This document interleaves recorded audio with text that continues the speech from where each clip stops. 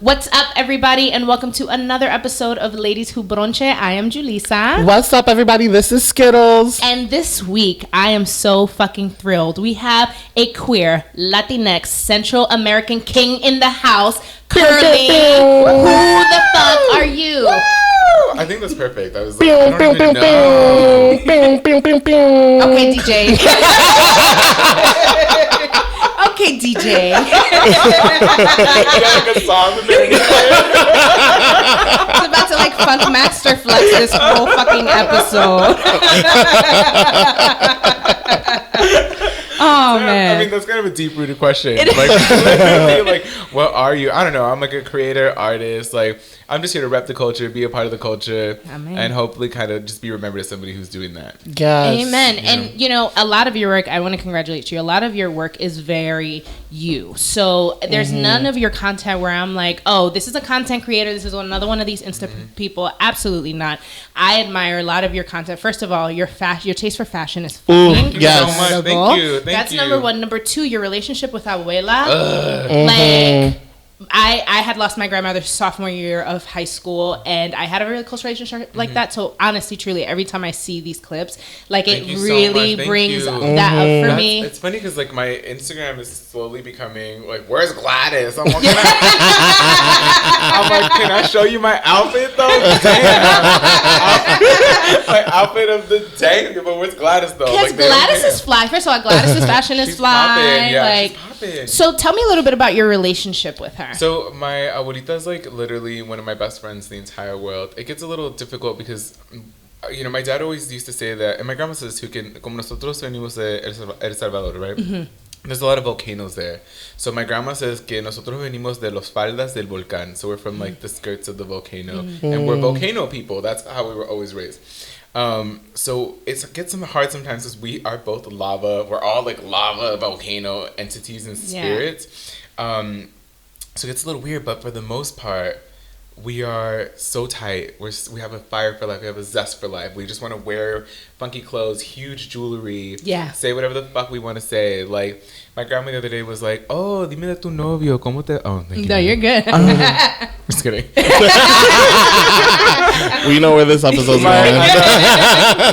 Mi abuelita was like, oh, dime de tu novio, ¿ya te destripó la piñata? Yeah. And I was like, destripó. Such a beautiful word. Yeah. Like, because we don't really have like an English equivalent, right? But just talking about destripar. Yeah. I don't know if you have had that happen to you before. But it's great. Like, I get to talk to her. We get to say these things. She used to let me play with Barbies when my parents didn't let me. She'd be like, your mom gets out at 5, put those Barbies away by 4, 3:30. Like, she was like low key, like an ally and a supporter. I mean, I always joke because when I came out, she did the whole thing like, I'm a niño, and like crying and like, oh, she was sad that I was gay. But then like with low key, we turn around and be like, you want to play with some Barbies? Which one do you want to play? So I never know if she was saying that to put up a front for the family, right? Or if it's just like how she felt. Yeah. You know? Yeah. And it just seemed, I mean, like the bond is evident. It's really, really beautiful. Thank you so much. It's so funny that that's the thing that people like the most, and I love that because it's a real genuine thing. Yeah. And not trying to be exploitive in any sort of way. No. Like some of my earliest videos, like in 2011, like when I used to watch Skittles on YouTube and I was uploading, like my earliest videos were always with my abuelita. That's who I was with. I was at her house every single day. I think she's the one who like raised me a lot of the time. And I grew up in Hollywood, right? So like I would always just go to her house every day. Like we had our apartment, but then when my parents were like, we're moving to Palmdale, which is like an hour and a half away, I would always just go to my abuelita's house and be at her house. Nice. And so what got you so, you know, you're one of the best things Buzzfeed has going on. Thank you so much. Thank you for saying that. I've always been really curious. So what was your journey there? Well, a lot of people know because I always talk about how I wanted to be a designer. I wanted to be an artist. So when I graduated high school, I kind of, as I get older, I recognized why I didn't go to college. And it was because I had like a lot of anxiety. I didn't know how to take the SATs. I didn't know that you had to take classes to take the SATs. So by the time all my classmates were like, we're going to college, we took the SATs, we got accepted. I was like, shit, I didn't even, what am I going to do? So I hit the floor running. Like, I knew I wanted to be an artist. So, like, once I graduated, there's like a local fashion school out here called FITM. It's super, it's like popular. It's like the FIT of LA. Yeah, but I basically sold my soul to go there. I was like, I have no money. So I took out all these loans. I signed away my life. I was 16, 17. I'm like, yes, just get me into the school. I don't know what I'm going to do. Just, So I went there. And I would bang on doors. I would bang on like anybody. I'd be like, I just want to work for you. Can I work for you? So I went to go work for like David LaChapelle, who's a huge photographer. Yes. And then from there, I went to go work with Jeremy Scott. And I would literally... Come on, just name drop. But I was getting paid. I was getting paid like close to nothing working at these spaces. And I'm this young Latino queer kid from LA. And all I knew was that I needed to get my foot in the door, right? And then I was like, I'm going to leave. I'm going to do my own thing. I'm going to try to like be this designer. And... it was different. We didn't have social media in the same way that we have now. Like, there wasn't a lot of ways that people could support you. Fashion was different, and then fashion changed all of a sudden. Fashion went from, like, you know, I'm wearing, like, Versace or Chanel, and you can afford this shit, to being like, why am I going to spend all that money on a fucking Chanel jacket? I can get the $13 version at Forever 21. You know what I mean? So it changed, because all of a sudden I was like, I make dresses, and they're like, we don't give a fuck. Like... So I would have to take all these crazy temp jobs, and every temp job led me to like the next thing. I ended up temping at a place that made me the receptionist. The HR person at that, I love that place, by the way. They're like a huge part of my success. The HR person at that place was like, I'm going to Buzzfeed. I'm going to this place called Buzzfeed. Come through. And so I'm like, okay. Like, I kind of knew what Buzzfeed was. I laughed at their listicles. I show up, it was the worst job like I had ever gotten. Like, I hated it. Like, they were like, you're gonna be the receptionist, and I got there and there were no phones. Like, nobody had a phone. So I'm like, what the fuck am I? They were like, well, we got a canteen, you gotta stock all the snacks, make sure everything is nice, you gotta clean the kitchen, scrub things down, like pasa un trapo por ahí, like do everything. So that's where I spent most of my time. A lot of times people are like, you didn't sign in the kitchen. I'm all, bitch, think of where you remember me in early BuzzFeed days.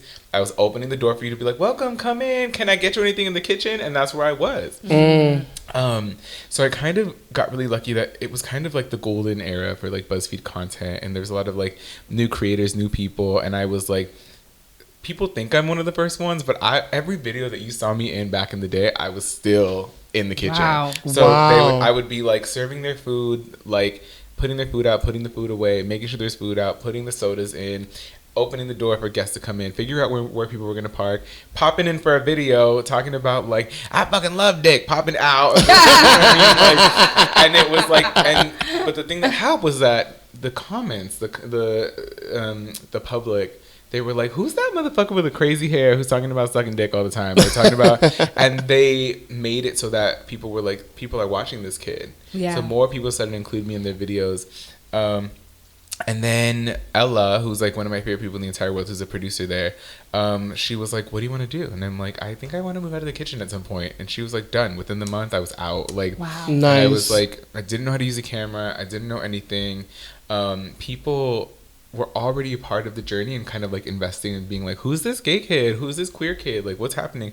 But I didn't know how to do anything, you know? So that was kind of like the way that I got started. And then ever since then, it's just been me kind of just like rolling with it, like not really knowing what the next step is, knowing what I want, but being like, I don't know. Yeah. But I didn't know this was going to happen, so we'll get there somehow. You know? Yeah, that's incredible. So, yes. I mean, even talking to Kat on the way here, Kat Lazo's. Yeah, Kat Lazo's here, guys. Kat's in the house. On the way here, Kat was, I was just talking to her about everything and being like, what is the thing? Like, it's just always a constant journey. Like, what's happening? What's next? What's going on? 100%. My sister always tells me this thing. She's like, remember the why. Like, why did you get here? Like, you didn't, it wasn't by surprise, right? So what was the thing? What was the trigger that got you here? And that's the thing that should always, like, propel you forward and keep you excited. I love that. Because if I ask myself what the why was, I'm a fucking hard worker. I'm a hustler at that. I'm a gangster at that. Yeah. But I'm fucking funny, too. Yeah. You know what I mean? Yes, you are. So it's like, okay. Yes. Okay. I like that. So, Curly, we want to start you off asking you, what is your favorite brunch plate? It depends on who. Sorry, I looked at your eyelashes and your makeup, and then there's this like phallic microphone.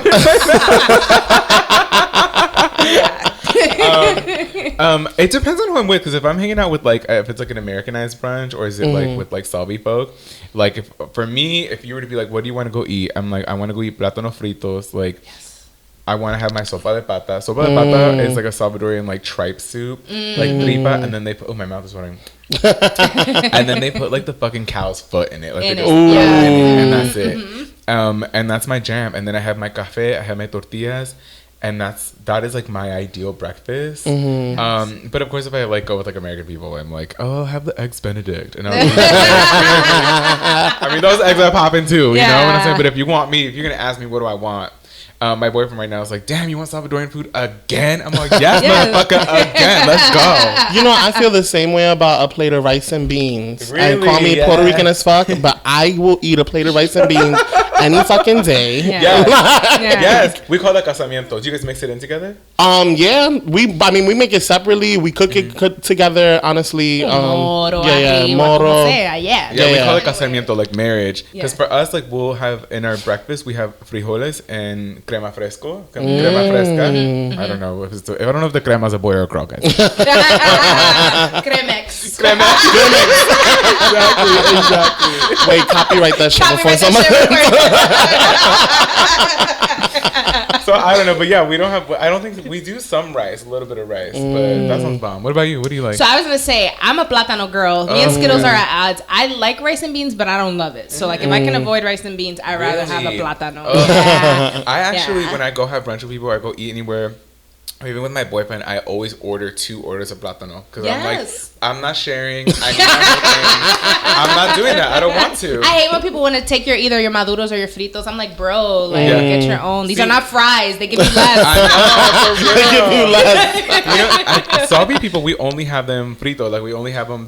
Y'all call that tostones. No, toston. So tostones are the hard ones that are deep fried, right? Yes. And then maduros are like the sweet ones. ones. So that's us. That's okay. Yeah. Oh, my mouth is trying to hold in all the saliva. But we do so plátano like a usual, like a typical Salvadorian breakfast. It's like eggs with tomato and bell peppers chopped in, little onions, 2 pieces of like plátano maduro, you call it. And then aguacate and the cheese, a big block of cheese, and frijoles. Yes. You know, and cremex. That just it's so good.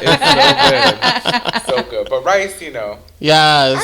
I'm here for rice. You know, I mean, I'm not only all right, let me not say just a plate of rice. It has to have the beans, all right? You like pollo guisado. I love but I'm yes, so I'm getting flustered. I'm getting flustered. You need to change out the meat, like, cause like sometimes I want a chuleta frita, sometimes I want pollo guisado, carne guisado. You know, I'm all about, you know, switching it up, fried fish. But but that rice and beans portion, or the arroz con gandules, or the arroz y habichuela, that is my. You can give me that, and I will be.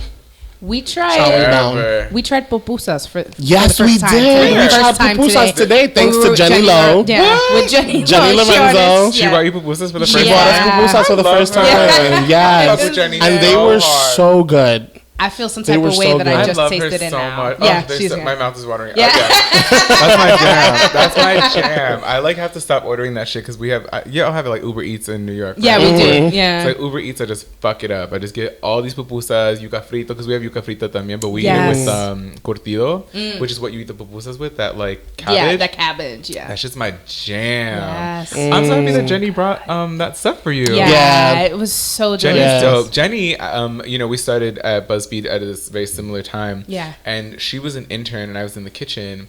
And I'll never forget it. There wasn't a lot of Latin content at the time. And Jenny was kind of like pioneering it at Buzzfeed. And they were like, we don't know. Da, da, da. Like they were pushing back on. Not Buzzfeed as a company, but there were people that worked there that were pushing back on. Superiors, right? I'm using quotes. So she did this video and it was about Sábado Gigante and I was in it and they made her cut it out. She was so upset. She was crying. Aww. She was like, I gotta go for like a walk. And so we went for a walk around the block and I'll never forget it. I was like, this is an intern and I'm the receptionist, right? The receptionist, and I don't know what interns get paid here, so I'm like, I'm gonna take her out to lunch. So I like paid for our lunch together and it meant like I felt like I was like putting something towards a relationship that would connect us for the rest of our lives. Like I knew we were gonna be a part of each other's life for forever. until this day, she's like my sister, like one of like my favorite people. Beautiful. She just did an event on like YouTube. She's like, come through. You know what I mean? Yeah. And she brings all these different people together. And I hit her up immediately when I got home, and I was like, I legit want to thank you for thinking of me. Like, it means the world to me that you were like, that like no se olvidó de mí. You know what I mean? Like everywhere she goes, she's like, "Oh, Curly, what's up? What's good?" Yeah, you know? Yeah. So I fucking love her. And look, she's repping the culture. Repping the culture, and she made sure. She specifically like because we had recorded a Ladies Who Brunch episode one day, and then recorded the video the other day, and at the recording, she was like, "Yeah, have you guys ever had pupusas? I'm gonna call Curly. We're gonna figure out like where the best ones. Which ones are the best ones to have." But we had some banging. She had some banging ones. Wherever she picked. Where'd she get it from? In the valley or? I have no idea. Did you all go to her yeah, place? to her house. Yeah, somewhere it was at near her her place. house. In the valley. Yeah, so they have bomb ass shit out there. Yeah. Yes. So with your brunch, you said that you wanted café, I think, but what is your other bebida that you'll have with brunch? I thought you were gonna surprise me with some coffee right now. I was like, oh my god, that's my jam. Cafecito.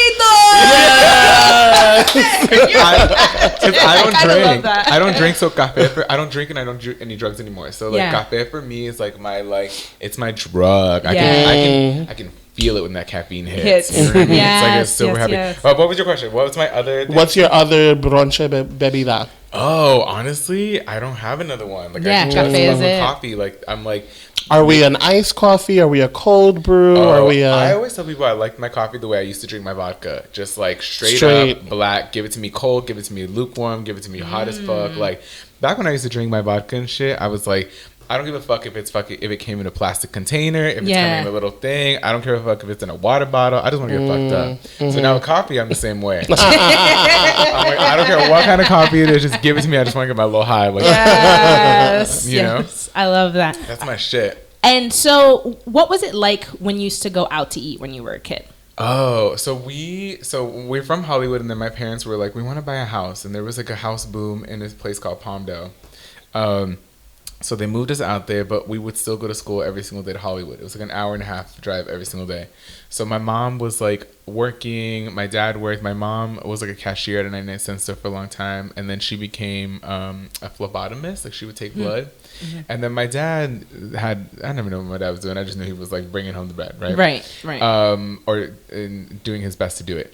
But my mom never really cooked for us, so she was like, what do you guys feel like? Burger King, McDonald's, Yoshinoya, like what are we doing? And so we did eat out a lot. We did go out to like the McDonald's spots, but you were asking like what my favorite thing was, or no, like, just what was that experience like? Like, yeah, I mean, what was your favorite? I kind of miss it because like the only people that cooked for us were my abuelitas, either my dad's mom, which is Gladys, or my abuelita Tere. They were the only ones that cooked with us. Because then it was hard. Like my mom had to deal with 2 kids and a husband, so I always think that counts as 3 kids. Yes. And so my mom, every time we'd be like, Mom, ¿qué vamos a comer? ¿Qué vas a cocinar? She's like, estes niños tanto que chingan, like they bother so much. And now I get it, because now I come home after work and I'm like, my dog's like, can we go for a walk? I'm all, this dog. I'm like, oh my god. But yeah, we go for a walk. But no, it was definitely a thing. Now I don't really fuck with fast food anymore though. Like now I'm like, I did that in my youth. Like I do like going to restaurants. That's one of my favorite things now, because I can't really go to like bars and shit. Like I can't really go to things, so I have to figure out how to stay busy and how to get out of the house, right? So new restaurants, new spots, like I'm all about it. Like that's like my jam. Yeah. Y yo te como de todo. Like I'm not like the first guest we had on so far. Todo el mundo es vegan. Yeah, this which entire I totally week. love and respect, yeah. But I still have not made that transition in my life. Yeah. So Yeah, I'm just like, I don't know what to feed you. I know. I'm gonna try to go vegan for a month though, for like just to see it. So are we, and Skittles is not looking forward to it. Wait, really? Yeah. In June we're doing a fitness challenge thing. We're doing it in May. Oh, nice. Oh my god. So you're gonna have to give us some pointers because I am freaking out. Like, wait, are you like a big meat eater? Are you like a big I am eater? Just like a big eater, period. yesterday he's like, oh, well, you know, like, I like bacalao. I was like, vegans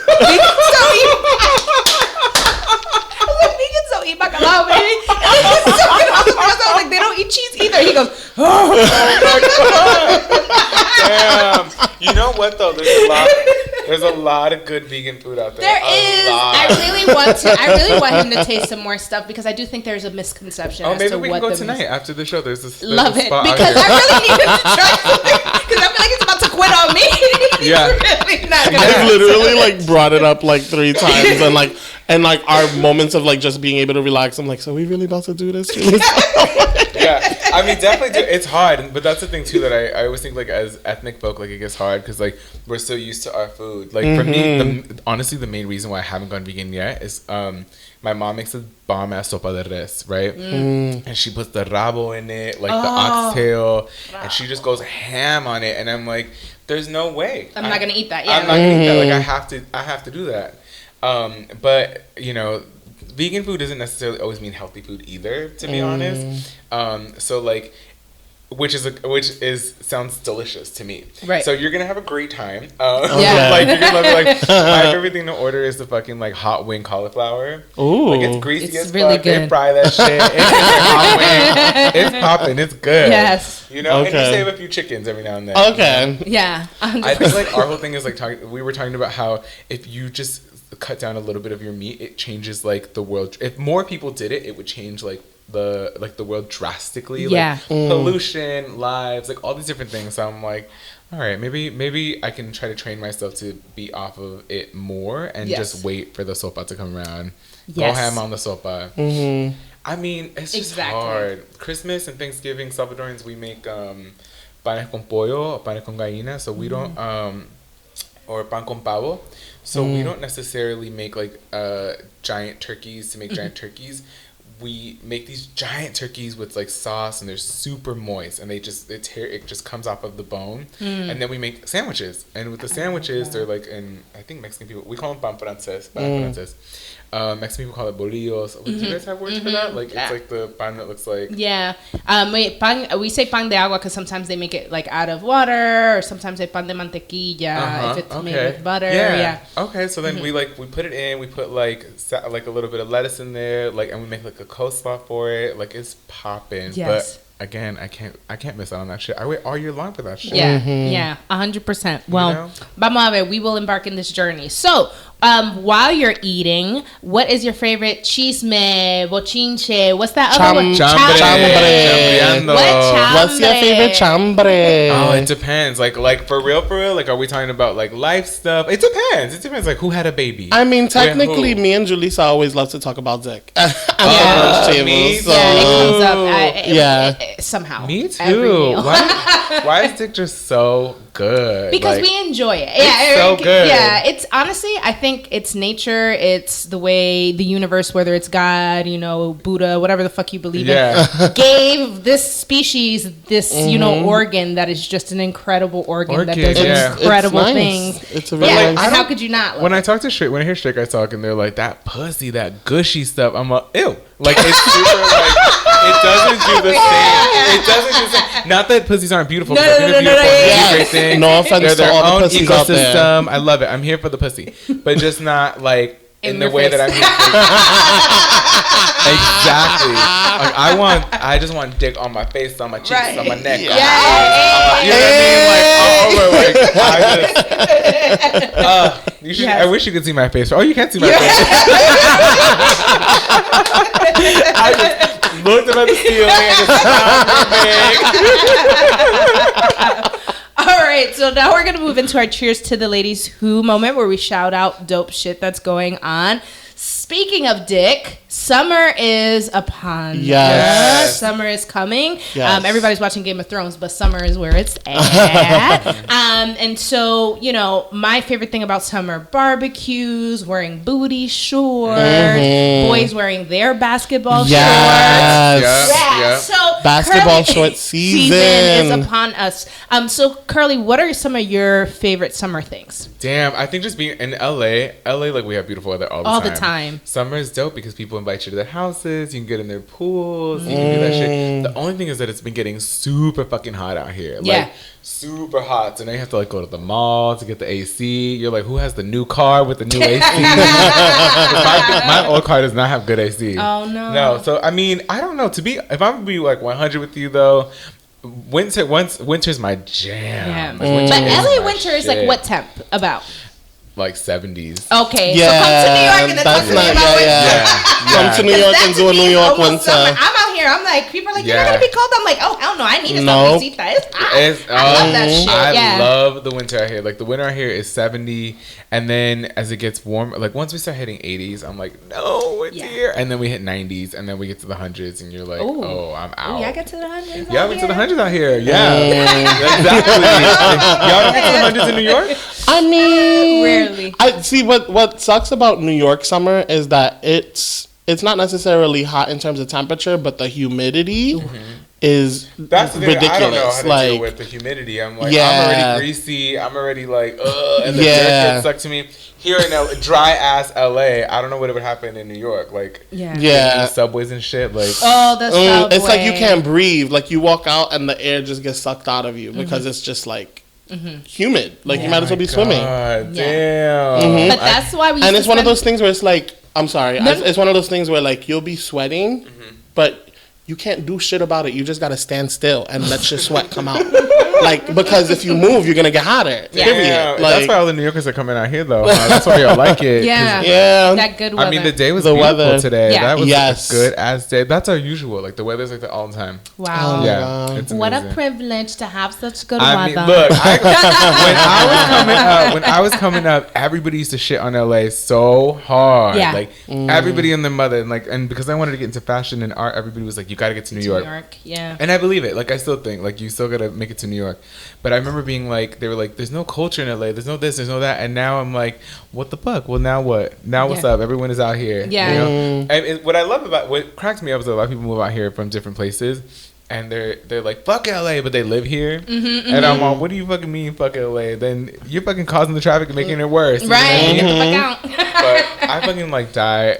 I live and die for LA. Like, LA is like my city. Like, that is my fucking jam. Yeah, and you know what? I was raised as like one of those people who would always hear LA has superficial people. You don't want to go in there. Nobody eats. Nobody all that stuff. The thing is like there are a lot of superficial people here, but I find that a lot of them aren't really from LA. Not to throw shade at anybody, but most people from LA who are from here, the one thing that I do say that we do that is a thing is that we flake. But it's not because we're like, we found something better to do, or we are like, I think it's like we're not spiritually, mentally capable to do that today. So I don't want to do that today. Do you mind if I take a pass? And most of us are very understanding. Like, you're a grown ass adult, yo. Yeah. Like, go do your thing. I don't care. Like, I took my pants off already. That's all good. Like, you flake, I flake. It's all good. But para chambrear, I think dick is like always a good topic. Sex is a good topic. Yeah. Whenever I do podcasts, I'm like, ask me about sex. Like,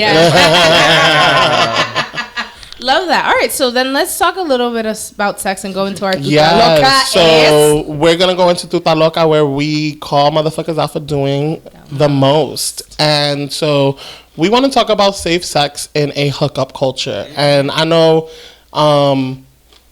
we all have stories and shit, but one thing that came out was that there was a spike in herpes at this year's Coachella. That low-key made me kind of happy. Oh, wow. I love that. Yeah, right? Well, because when we're talking about, now have you ever been to Coachella?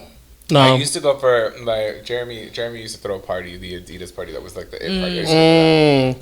So, like, for me, I've never been to Coachella, and Coachella for, like, New Yorkers is, like, one of those things that it's, like, a long, far, whatever, because you don't have the money to get across the country, let alone go to the desert. But is it still, like, a thing that you guys talk about out there? Well, the thing is that the advertisements via Facebook, YouTube, and all of that stuff is, like, Christmas, you know? So even though we're across the country, I knew everything that was going on at Coachella because of, you know. Even Forever 21 has like a section of clothes where it's like Coachella. It says, so Coachella has allowed stores to brand Coachella inside of the stores so that all the girls go to that section specifically to get their little flowers and the crop tops and all that shit. It's not crazy, which is why I'm happy that the herpes broke out because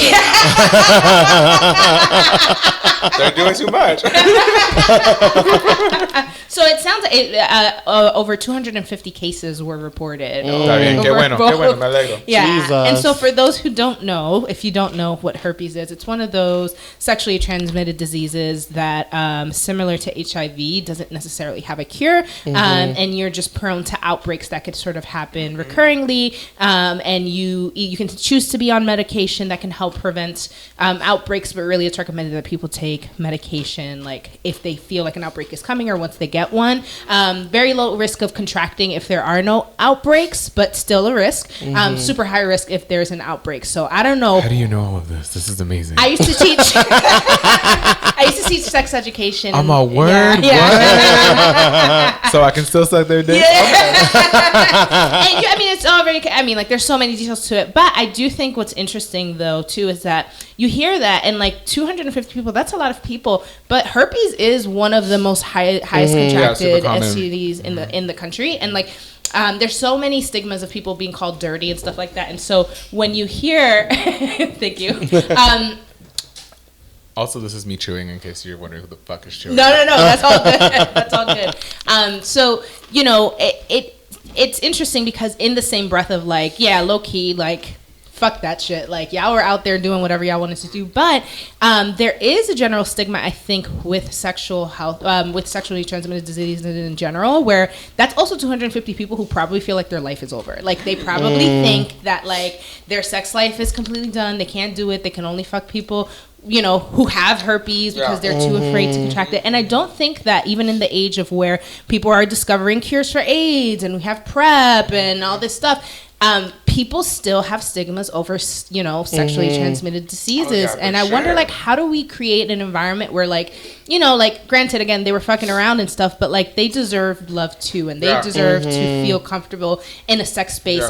And I think the first sort of step is education. But I'm curious. I was going to say that. Exactly what you're doing right now. Like, educating. Because you already just... I mean, I knew a lot of that stuff, but there were two that I was like, oh... That's super... I didn't understand how rare it was if there is no outbreak. Like, that's super dope to learn. You know? Yeah. But, like... I've dated plenty of men who have disclosed different sorts of statuses, right? And I'm like, if I like you enough, first of all, I'm thankful that they felt comfortable enough to share it with me. Yeah. But if I feel like this is gonna go further, like, I'm always like, look, let's go get educated together. Let's go to a doctor together. Let's figure out what we can do, what's safe for me and what's safe for you, and how do we grow together. Right. But I think that that's also just like a mature relationship. Like, you should kind of be wanting to move into that anyways.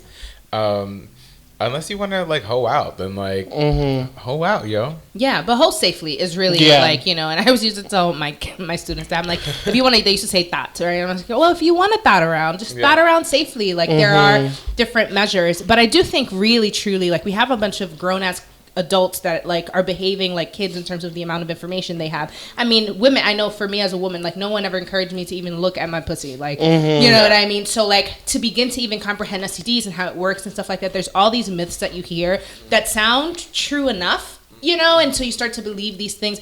And that's the sexual education that you are conquering the world with. And one thing that always troubled me and like I would always try to sort of work with my students was making sure that not only was I teaching the sex ed, but that I was covering all the different sexual experiences across the board that were that could potentially happen. And so I'm curious because I know for sure, like for me, when we were taught sexual health, it was very hetero. And that's all we talked about. There was nothing that we really covered. And so I'm curious, do you think that if we found a way to really curate our curriculum in a way where kids who are on any part of the spectrum at any point get very specific information that we can maybe like curve some of this behavior and curve some of these STDs? I don't know. It's an interesting topic for sure. And I think it's a much larger topic because I think like there was a time where I thought that I might be positive. And I remember I went to the doctor and the doctor was like, don't be afraid. Like this is not a death sentence anymore. There are like measures that we can take. But what it did for me as a young queer kid was like, all right, well, fuck it. I'm gonna go out and keep doing my thing. Like it was cool that he had kind of like uplifted the stigma a little bit for me, but I also at the same time was like, well, nothing can hold me back. So but it's an interesting thing because I don't think that we should be discriminating people for what they have. Like that's so weird to me that you would be like, oh no, I can't. It just becomes a thing of like, I still want to suck your dick. I still want to fuck you. Like, I still want to fuck around. But, like, what can I do to make sure that, like, we're we're both on the same path. We both know what's happening. Yeah. You know? I think that the approach to sex education as a whole needs to change because, as you said, first off, like, it's very heteronormative, but at the same time, like, in terms of, like, for example, the school that I work at, it's one of those things where they have, like, a certain time of year where everybody gets the sex talk. Everybody learns about HIV, STDs, still very heteronormative, but it gets to the point where, like, after a while, the kids are like, this is my third time, fourth time hearing this stuff. Yeah. Okay, wear a condom. Like, and then they get tired of it, and it's kind of like, it's wasted on them, or I guess because they feel like it's a waste of time. Yeah. And so it needs to be, like, made more interesting. And I think just basically by not making it heteronormative would free that up. But then also, like, present it in a way that's not like, okay, I got it, and then it's just brushed off. Yeah. I think there needs to be more talk about how a lot of people don't like condoms. Like, a lot of people are like, I'm not fucking, like. Yo, I was literally about to ask y'all, what are your thoughts of sucking dick with a condom? See, it's gross. It tastes gross. It tastes gross. It's like a mouth of latex. If somebody wants to do it, but like. But if somebody wants to do it, would you do it? Kat, why are you making that face? Like, would you say? I'm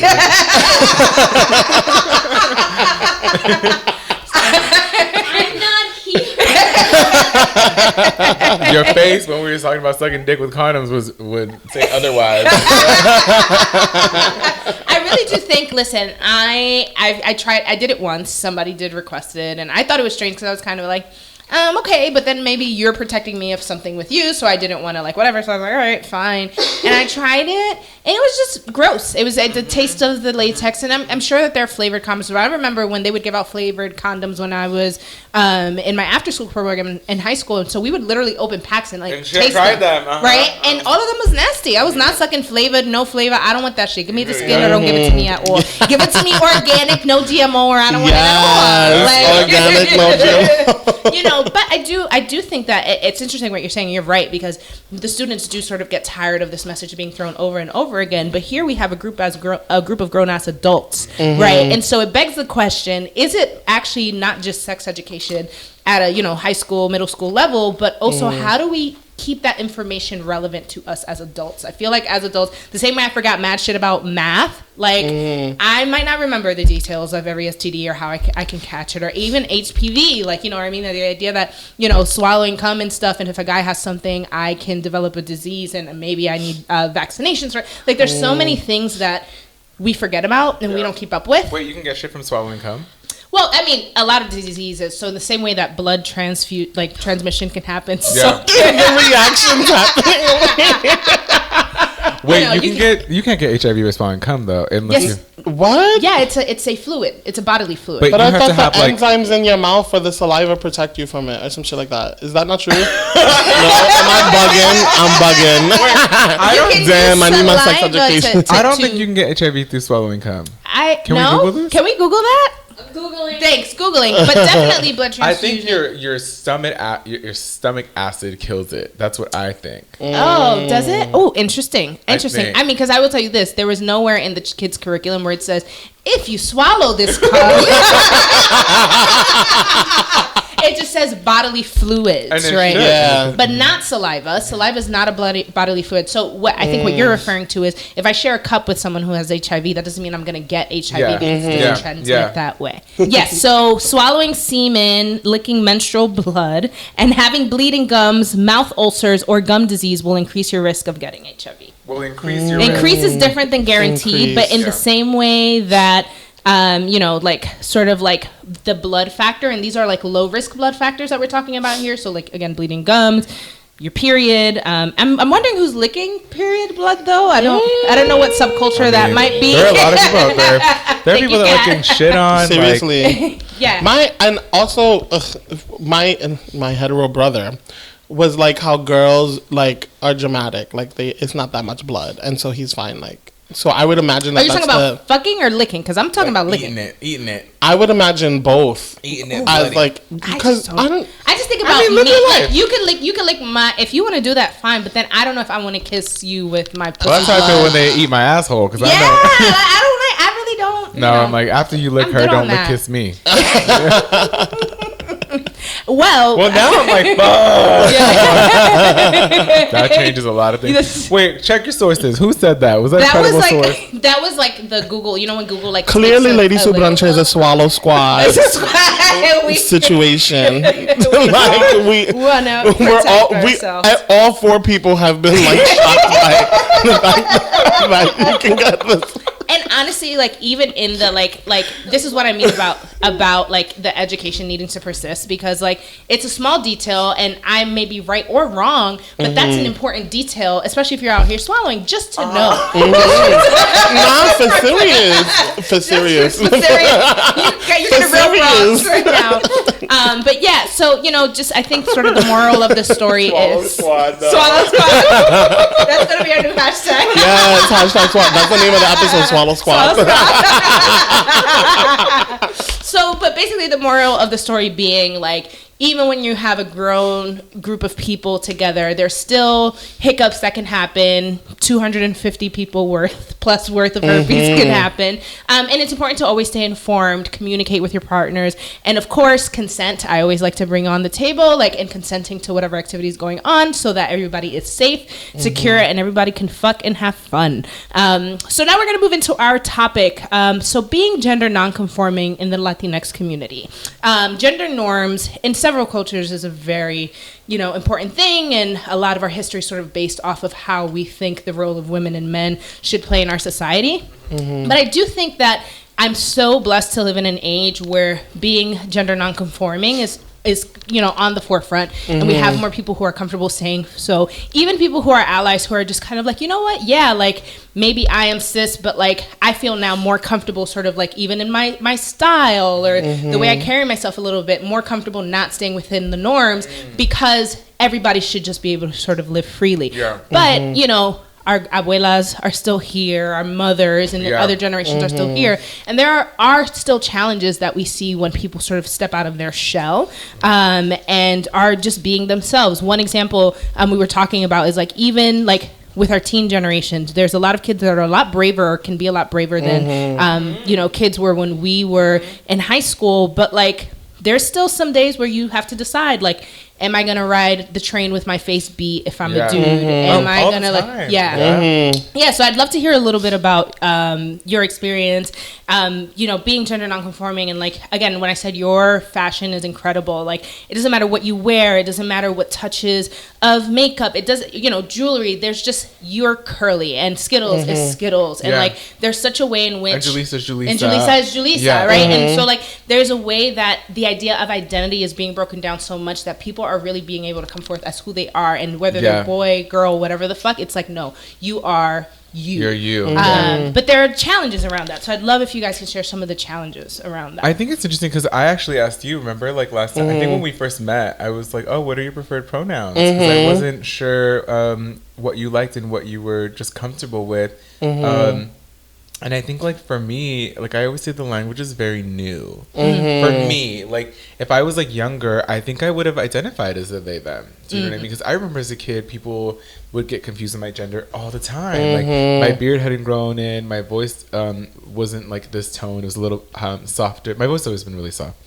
I had big curly hair, and people would stop me and be like, I'm so sorry. I just can't tell what you are. Like, what are you? Or, it would be something that they would make fun of me, like, oh, like, what is that? Like, what are they? You know what I mean? Now, so then I kind of, like, as I got older, it's like, oh, I need to lean a little bit more. I'm almost like neither. Like, I feel like if I go too masculine, I don't like it. And if I go too feminine, I don't like it either.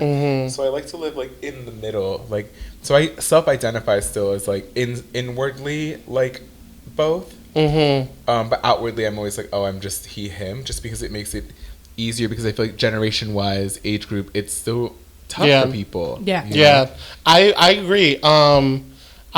We actually had a similar conversation the other day with Julissa, where I was explaining to her about how, like, growing up, like you said, the language is new. And I was also, like, and I was also just, like, super immature about it. Like, being a gay man was a bad thing in the hood, but being, like, anything other than a gay man that could possibly lean towards like trans or whatever was like unspoken of. Wow. You know what I mean? And so for me, like, I automatically went to the baggy jeans and the fucking shirts that went down to your knees and stuff like that to try and appear more and more like a boy. Also, you know, having a buzz cut, you know, no makeup or anything. This is before the YouTube years, though. This is way before the YouTube years. And so, you know, growing up, it didn't matter that I was doing all of that because I was still getting, you walk like a girl, you talk like a girl, you act like a girl. Do you like boys? Yeah. Oh, he must be bisexual because he dresses like a boy, but he acts like a girl. Like literally, like little things like that from other peers and stuff like that. Yeah, that's crazy. And that's the word that was like that. Yeah. Gotcha. Yeah, and so like with that, then I went to LaGuardia, which is this magical place of lesbians and gays just being free and whatnot. And shout out LaGuardia. Shout out LaGuardia. Everybody's so focused on their art and like the stuff that's going on with them that they weren't really pressed about what we were doing. That's so cool. And so as the years went on, my Air Force Ones and my baggy jeans, you know, my jeans got a little snugger, you know, I started matching more, and like my hair got longer, and like you could tell the year of high school I was in by how long my hair was. Oh wow. And so then it wasn't until I got to college that I started messing around with makeup. And so, you know, and then that's kind of how like I really kind of grew into myself and really kind of you know, just being like, fuck it, because at some point I was either going to get a dirty look or you were really fucking with me. And if you're fucking with me, then I fuck with you. And if you're not fucking with me, then you can go fuck yourself. You know what I mean? One of those types of things. But the vocabulary, the language was not there. Yeah. Gender nonconforming was not there. Yeah. You know? And so I was just a gay man. And so when people ask me... say like a pretty gay man. Yes, thank you. That's what we used to say back then. I just like to be pretty. Like, we didn't have those words. But I interrupt you. Go ahead. No. Yeah, so like the language wasn't there. So I was just a gay man, he, him. That was it. That's all I knew. Now, you know, I'm open to saying they, them, and I probably would have done it earlier if it existed back then. Yeah. You know? And I'm going to jump in, and I don't even know if you remember this, but there once upon a time, years ago, we were probably in high school. We've already done Spanish Girls Say at this point. And I remember we were having a conversation with someone, and Skittles had expressed, like, you know, well, like, someone was asking him, like, okay, so are you a drag queen or like are you trying to be trans? And you were like, well, I'm pretty sure like I'm not trying to be trans, but there was this weird like, but am I like mislabeling myself? And there was like a moment of like having another not identity crisis, that's like too dramatic, but a moment of like, wait a minute, have I been doing this wrong? Like, you know what I mean? No, seriously. So if you can speak to that, but I do remember that time. Yeah, I mean, I've spoken to Julissa. I've literally been like, wait, am I trans? Like, am I? But I've never felt like, I've always heard with trans people that the story is like you feel uncomfortable, you feel in your cis body, and I've never felt that. You know what I mean? So. See, I felt that for a long time, for years. I had felt like I was had been born in the wrong body for years. Up until I was like, I would say 18. I was like, this is wrong. This is wrong. Like I'm a girl. Like, and I don't understand like what's happening. And so I kind of tried to navigate in that space with my looks, right? Now, I always tell people, I'm like, look, when we get to heaven and you call for me or whatever, a girl's probably going to show up. Yeah. You know what I mean? But I feel like in this life, I tell my girlfriends, I'm like, imagine tomorrow you wake up a guy and you have your dick and you can do all these things and you wiggle it around and you pee standing up and you like don't worry about having like a period and all these different things. Ooh. Not that those things make a woman, but you know what I'm saying? Yeah. Like, yeah. So I feel like that's this life. I feel like whatever female spirit, whatever is in this body right now is like, hey, we got a dick in this life. What the fuck? I'm like, shit, let's go use it somewhere. So so for me, it's definitely like an interesting thing too. Yeah. But I recognize that I've learned a lot of like the masculine parts, and I can feel when my brain is making me do things that are manly, especially when I want to watch porn, and then I nut, and I'm like, what? what? You know what I mean? Like when you have that moment of like, oh my God, what did I just watch? But it's like, then it's my feminine side. I feel like the side of me that I relate to the most is like, I mean, it's like the mind that the part of me that makes more sense. That's what I'm trying to say. Mm-hmm. You know? Yeah, I think that it's a continuous journey, at least for me, on this. Like, and it's so interesting because having Shit Spanish Girl Say happen, and you know, people kind of looking into, you know, just watching my content and keeping up with me. Yeah, so it's kind of like open doors to me being like an example. You know what I mean? Without actually me trying to be an example. Yeah. Like, I found through social media and stuff that there's a bunch of people like me. Yeah. You know, and they look to me for that. And then the weird thing with Cesar is that, you know, we made it very apparent that I was a guy in that first video and in every other video. I always have chest hair. Yeah. I literally always have chest hair in the videos. For me, I thought it was... Just a girl with chest hair. Just a girl with chest hair. So, and that's what I'm saying, that there have literally been people who say, like, they see themselves in Cesar, which is awesome. Yeah. But, like, it's interesting that Cesar can be an example for even girls. Well, Cesar's on the spectrum, I feel, which is what this whole thing is about. Like, gender identity, all these different things. Like, it shows people that there really is a spectrum. It's not really black and white. Right. You know? Like, for me, like, I remember watching your videos and being like, this individual clearly has masculine features and feminine features, and they live somewhere in the middle, and so do I. You know what I mean? But for me, I didn't know what that meant either, because I thought, like, and I would talk to a lot of my friends that were trans at the time, and I'd be like, I feel some sort of way. I feel like I'm like this, and they were like, girl, we don't even know what that is. Like, I remember two of my friends were like, I don't know, I don't think you're trans because you don't feel like you need to get out of your body, or you want to go change. Yeah. But I don't know. And so now with this new language, it is kind of cool. It is kind of nice because I'm inward wise, like when I'm with myself, I honor both sides in the way that I dress, in the way that I choose to do my hair, in the way that I move. Like sometimes when I talk, I'll move my like hands a certain type of way because I'll look at my girlfriends that have long ass nails. Yeah. And I see how they move, and it's like a whole thing. But it's me kind of just like letting my girly side a little bit. You know what I mean?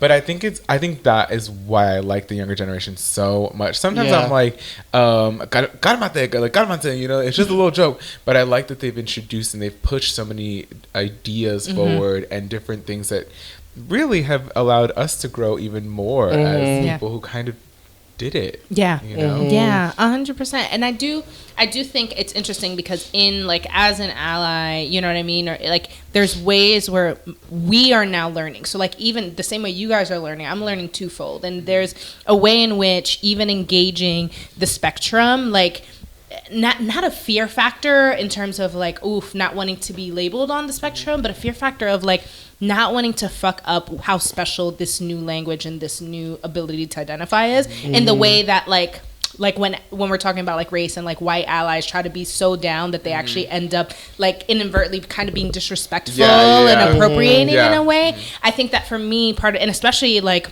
as a cis Latina woman, like, you know, I have a lot of things about me that are very, very like conventional in the way I move. And one of my friends who's a lesbian says to me, I think you're the straightest woman I've ever met in my life, which I think is so funny because I don't think that, but then it makes me feel like, oh God, like, is there a lack of awareness? So if I'm trying to like not be down for the sake of being cool, but just genuinely being like word, because I was talking to Skittles, I hate fucking dressing up sometimes, like looking really cute and pretty because I had so many self-esteem issues. I never felt like I could lean so feminine that I could walk out looking like Sofia Vergara from my house and be look cute. I've never had like long nails. I barely wear makeup. But it's not because I feel more masculine. It's because I feel so self-conscious about being hyper feminine that I'm like, so where do I get to live if I'm not going to be hyper feminine about things? And there is a comfort about the days where it's just sweatpants and an oversized shirt. And even like in my natural like hair journey that I've been on, thank you. And it took so long for me to even like I still struggle with liking my hair because like it's curly like this, pero bajata aquí, so it's long. But because now I have this short look, I'm like, oh, my face looks fat and I look like a boy, and like so now boys won't like me. And so much of how like my brain operates in wanting to be a sexual being and engage with men, I get self-conscious about living in the part of the spectrum comfortably. I mean, that's super interesting too. Like, because even like what's expected of what is considered an attractive femme or an attractive man, masculine person.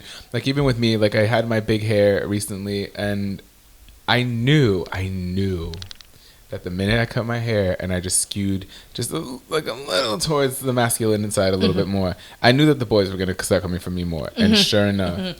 And like, even, God bless my boyfriend, he's super amazing and super sweet. But like, I think he likes the short hair a lot. You know what I mean? I think that's what got him to notice me and be like, oh.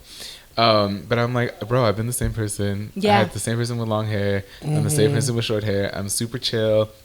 I just want to hang with my dog, and I don't require much. You know, I have loud jewelry, but it's interesting how like sometimes it's weird because you're like, I want to be me. Like and what do? Like, do you kind of fall into these stereotypes to be considered beautiful? Right. Like, I trip out. I see all these people on Instagram have a shitload of followers, like these, especially a lot of these girls who skew very heavily like Kardashian. Yeah. Who like do their like super long straight hair, little like workout outfits, like athleisure wear, and the eyebrows, and I'll see that they have a shitload of followers, and I'm like, oh, so you have to look like that now to be like considered attractive, or like to get followers, like you got to be that. It's so weird. It's like it's especially considering like where we've come from, a point in our culture where like fake boobs and blah blah blah blah blah. At one point, I feel like I remember it being looked at, like not looked down upon, but like we were skewing away from the hypersexual, like big boob, big butt, blonde hair image of what a sexy woman was, and going for more of like a natural, girl next door sexy. And then now we're right back at like Barbie doll, except plastic. Now she has long black hair and like really thick eyebrows and really big lips. I mean, it's an interesting thing too, because that's a whole nother topic. You know what I mean? Like gender identity, I think, is its own within that spectrum of straight people trying to figure out and hetero cis people trying to figure out what they want to look like. Now imagine being like queer and like non-binary or non-conforming and being like, well, what the fuck am I gonna look like? And I think it's kind of cool because we kind of end up living in our own world. Like we end up following our own trends, looking how we want to look. Like I have a giant feather earring in my ear right now. Like, I don't give a fuck. Like I have huge rings. Like I'm not wearing them right now, but I have like, because I knew I was gonna be clicking and clanking on this. But I usually wear a lot of bracelets. Like, I don't have to follow these rules because you're already kind of like part of the Wild West when you live in the queer world. You know? And I love when you get to the point where like the day that you do kind of look kind of normal, people look at you like, that's not you. That's not you, Like when you've gotten to the point where you've established your style enough that when you do what is expected by the norms, it's like people freak out. Like, out a little bit. But rightfully so. Like for me, I notice that there's always one thing about me that isn't, like right now, I think the one thing that sticks out the most that keeps me away from looking too hyper mask is how high my pants always are. Like I've always been like soccer mom, high-waisted jeans, and my low slacks are like right underneath my nipple. You know what I mean? Like, so I think that's the one thing, because otherwise I think I wear men clothes, but for some reason, people still think I dress really flamboyant. I'm like, no, my pants are just really high. You know? But I think if you have that one thing, you can't lose it. I mean, I will tell you right now, I will be walking in the Bronx. I will have a 5 o'clock shadow, hair tied up in a messy bun, chest hair, whatever masculine attributes I naturally grow as a man, as a biological man, whatever, cis man, whatever, I don't know. I still get confused I still get the, excuse me, miss, excuse me, ma'am. Like, I will have like a goatee and somebody be like, miss, you need something? There are women with goatees and shit like that. They're being respectful. No, I like went to the movie theater the other day and I was wearing like a little hoodie, and I don't know what happened, but maybe the guy saw the back of my head. I don't know what he thought. But he was like, excuse me, ma'am. And I turned around and I was like, yes. And he was like, I am so sorry. Oh my God, I'm so sorry. I didn't mean to. I was like, it's not that big of a deal. Like, calm down. But like, it's like a weird thing that people, I don't know. Whole thing. Yeah. I liked it. It made me feel like back in the day, like I was like, oh yeah, I still got it. You know? I love that. And, I do think that, like, yes, like masculinity, especially in Latino culture, is like really heavily like. Well, I think gender roles in general are super, like they're hyper versions of what people expect. Like, la señora tiene que limpiar, tiene que lavar la ropa, she has to raise the kids, and I'm not saying that this is what I believe. It's just what, like, a lot of people, the man has to be strong. He can't cry. He has to do this. He has to, like, provide. He can never get emotional. It's all these crazy things that make no sense. Also, like, Latino men cry the most of any man I've ever Really? Yeah. I mean, my dad cries. I didn't know it was a thing. Yeah, like, and my dad, like, never cries, but my dad always cries when he's super proud of his kids. My dad too. That is the only time I've ever seen my father cry is when he's proud. You're so right. You're so right. Shit will be burning out, dying down. Right? Like, things are fucking crazy. My dad won't cry. Yeah. But when he's proud of his kids, he's like, graduations and shit, he'll be like, and it's real hard. Like, he fights it really hard. But I do think it also comes from a place of, like, I think the pressure that Latino men feel sometimes to provide and to do. And sometimes they get in this hamster wheel and they're doing it. And it's not until they see an accomplishment of their child that they, like, get to step out for a second and be like, holy shit, like, I was a part of that in some way, shape, or form, and like the level of pride that hamster wheel is not in vain. Yeah. I think like hits them really fucking hard. I love that. Yeah, I did want to say really fast before, sure. But as far as like gender identity goes, and even sexuality, like I don't think that people ever fully discover the full extent of who they are. And so I think that like if you are in a space in your life where you're thinking like, am I nonconforming? Am I cis? Am I trans? Like, don't worry. Like, give it time. You can figure it out. Like, you can do it. Or if you know, like, then lean heavy. Like, that's great too. Like, there's no thing. Like, even down to sexuality. Like, some days I meet so many hetero people that are like, I don't know, yo. Like, I fucking got turned on by that same sex person, and I'm like, cool. Yeah. You know, like, good for you. Live your life. Be the best version of yourself. You know? But like, no pressure. There are tons of people who love you. There's a whole community of people. Right. Do the thing. Yeah, 100%. Thank you. All right, so now we're going to wrap up with our Dame Luz section. So Dame Luz, you're going to give us some light on something. I know recently, like, I've been heavy into my spirituality. I've had a lot of crazy shit happen in my life, and I've needed to find a way to refocus and recenter. And in a way, growing up, I used to, like, one really quick story that I always love to tell is, so on September 11th, the night before, I had a dream that I was running through smoke. And I was running the day before September 11th too. Fuck. Yeah. I'll tell you mine after. And so I was running through smoke, and it was like a very vivid image. And I remember I woke up and I felt really weird. It was the first week of middle school for me. And I felt really, really strange. So I told my mom, like, I don't really want to go to school. She thinks it's new school jitters. And I'm like, I just don't feel safe. Wow. Like, and I felt really strange. I got in the elevator, and for the first time ever in my, at that point, maybe like 11 years living in that building, one of the lights in the elevator was off, and only one of them was on, and it was eerie in the elevator. And I was like, see this shit, something like. Yeah. And so my mom was like, I feel like I really shouldn't go to school. And she's like, mira, vamos, métete en la guagua, ya, deja tu show. Yeah. And then when it hit, like, and when my teacher came in crying, because my teacher left the classroom, they came in a hot fucking mess, and whatever, blah, blah, blah, get home, finally, after being picked up. And the first image I see on the TV was almost identical the image I had in my head of people running through smoke the day before. And it freaked me out. Yeah. Like, I would shake in my sleep for months. Yeah. Like, just like, I definitely should have been in therapy. My poor mother, I don't think, figured that out very quickly. So I had to sort of, like, deal with it. And she would always just be like, oh, well, pray, just pray, just pray, just pray. But it freaked me out. And there's several other instances and examples like that. So, as an adult, like, I, grew up Christian and, like, do believe in God and all that stuff, but I always felt like there was something more, and that I had some sort of weird fucking connection. Yeah. Like, I could read things, I can sense people. Sometimes I'd, like, can walk around strangers and I know exactly what they're thinking. And in my head, I'm like, oh, you're writing a script in your head. You're imagining these things. Oh, wow. And really what it is, and then, like, it comes to fruition in a way, and what I didn't know that I had was intuition. Wow. Right? Yeah. And I didn't know that, like, slightly, like, intuitive, but also, like, clairvoyant to a degree. And so I started picking up on that vocabulary a little more, and shout out to Mama Vida, who is one of my, it's like one of my mentors. Love her very much.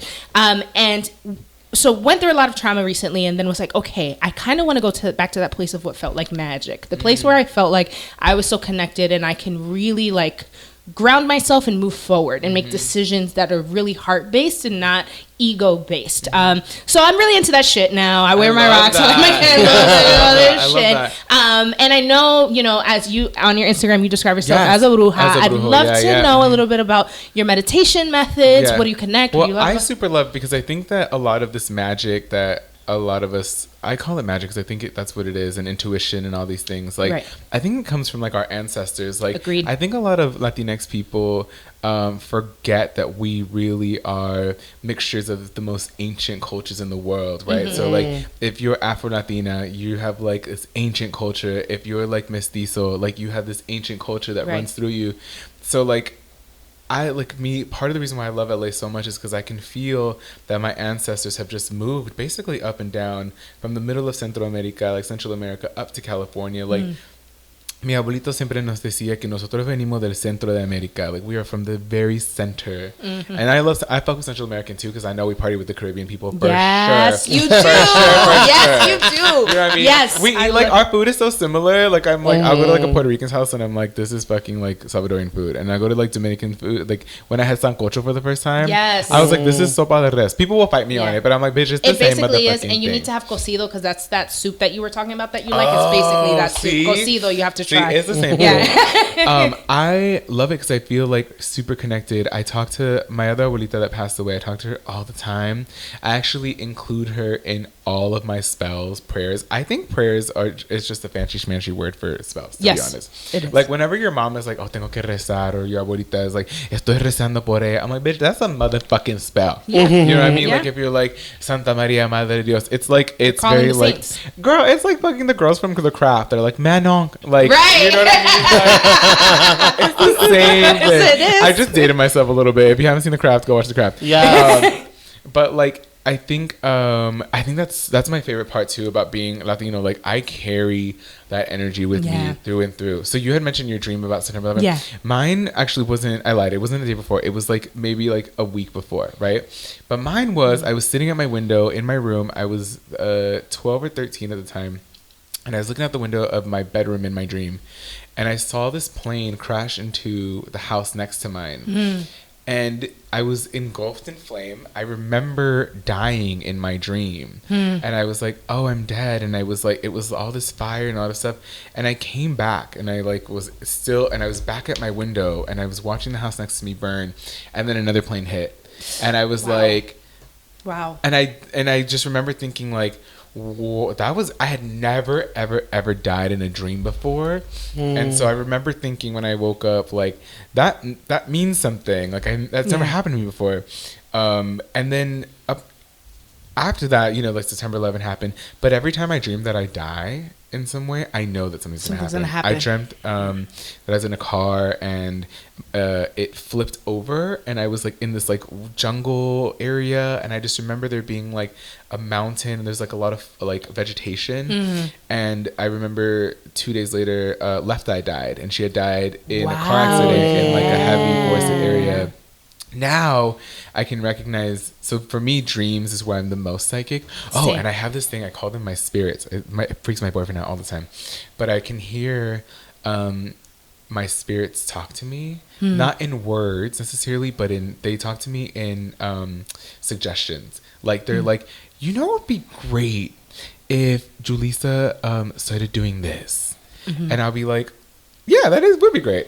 And I'll like text you and I'm like, hey, I just heard that you should be doing this. And it'll be like, usually the person that I pick up is like, holy shit, like, what the fuck are you? That is so weird. So I picked up on my aunt. Like, I was thinking, I was like, and it's always around water. So if I'm washing dishes or I'm in the bathroom or something. Me too, my showers, my planes. Right? Yeah, and it's because of all the energy in the water. Yeah. So like, you know, the other day I was like washing my dishes and I heard something bring up my tia Rosa, and I was like, your tia Rosa has always been so much love for you, and you love her. Like, isn't she great? Like, don't you just love her so much?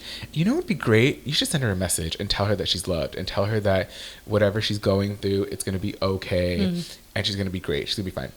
And so I remember I texted her. This is like the most recent one I texted her, and she was like, I haven't been to work in a while. I'm going through something. I'm in talks with like legal. It's been really ugly for me. So this message means so much to me. Wow. I think it's my grandma. I think my grandma comes through and she's like, Yeah. because that's her daughter. So I think she's like, you know, it'd be great. Don't you love me?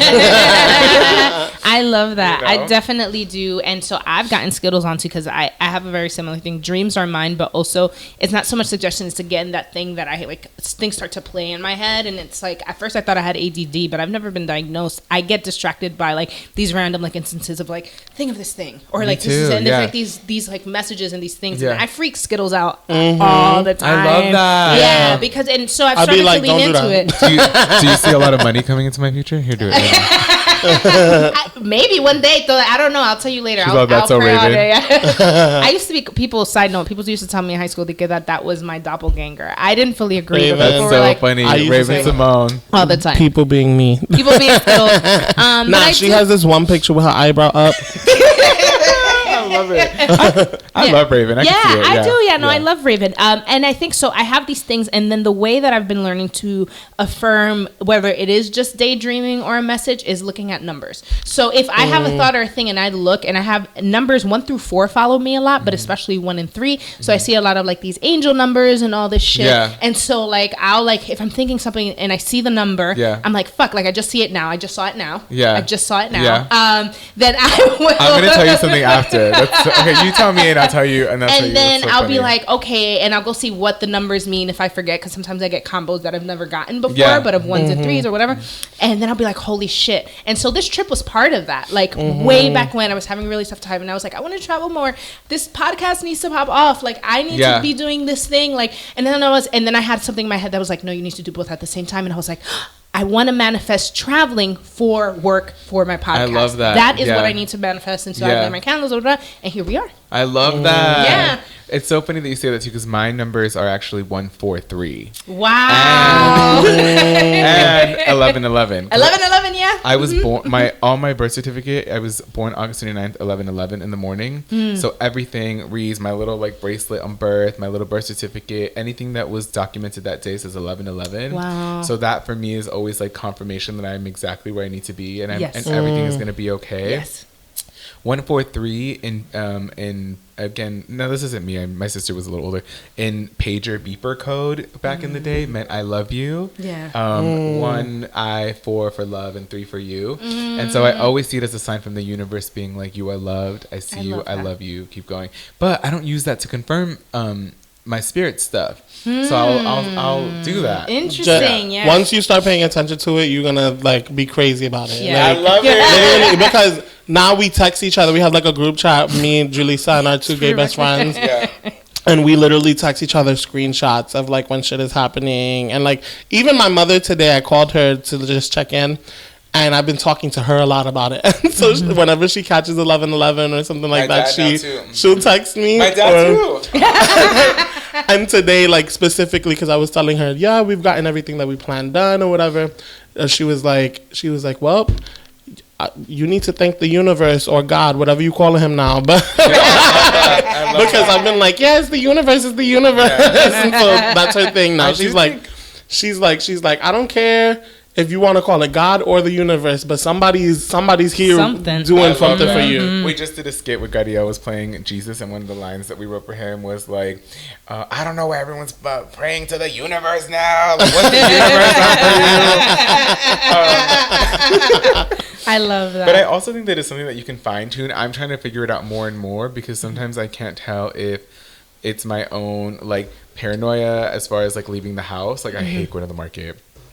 But I don't know if it's because I pick up on everyone's energy. So I don't like it. Yeah, yeah. Or it's like different spaces. Like I know for a fact that I'm an empath. Actually, Vida told me that I was a hypersensitive person, and I had no idea. She was like, "Girl, you pick up everything." Yeah. And I was like, "Oh, like that's cool." Again, language. Yeah. Like words that you're using for yourself that you just never knew before. Yep. You Yeah. know? 100%. But that's super cool. I think that you should. I believe that folks with a little bit more of the feminine energy, so in all femmes, I think have it a little bit more. And this can, all the mask keeping, all the men are like, whatever. Like, I think there's something about the femme energy that allows you to kind of be more compassionate, to kind of understand people and feel people. Like, I just will be right next to you, and I know that that's like the female side of me picking shit up, you know? Yeah. No, and it's like, how can I help? What can I do? Yeah, it's like that motherly complex. And like, you know, they say women create life. I mean, with men, but like this idea that like even feminine energy like lives in a place where it connects with a being before the being fully comes into play. I think that like naturally that feminine energy lends itself to making that connection. I have a theory that the female organism was the original organism and that it needed to survive, and so it created this like little subspecies to just kind of like you're not really one of us, but like I guess, and it created like the men. Like I think that the story of Adam and Eve was like a flip. Like I truly believe that it was like the rib of a woman that was like, I just need your help in keeping the female race, the woman race alive. Because there's something about the masculine brain, the side of myself that I can feel that I'm like, oh, so you dumb. Like, you know what I mean? Oh, so you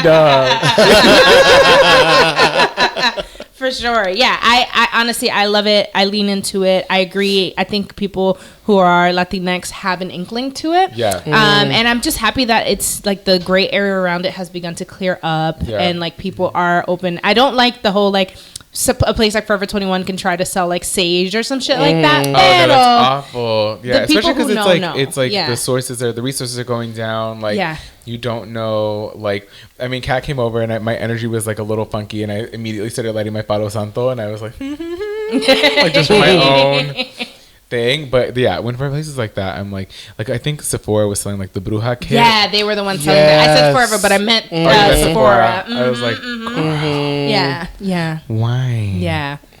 It was silly. I think I saw some other memes that were like, if you're white or something, or all these other things, the post showed like holy things that you could burn from different cultures that were European cultures. So it was like, you don't necessarily have to burn sage, you don't have to burn Palo Santo, things that are part of your culture.